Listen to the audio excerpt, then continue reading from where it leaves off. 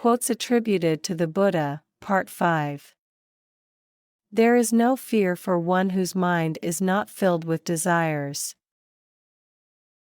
The only real failure in life is not to be true to the best one knows. The way is not in the sky.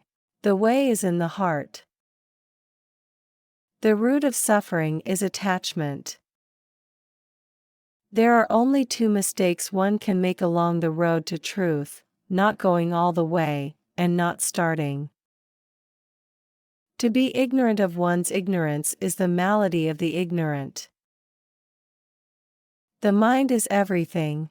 What you think, you become.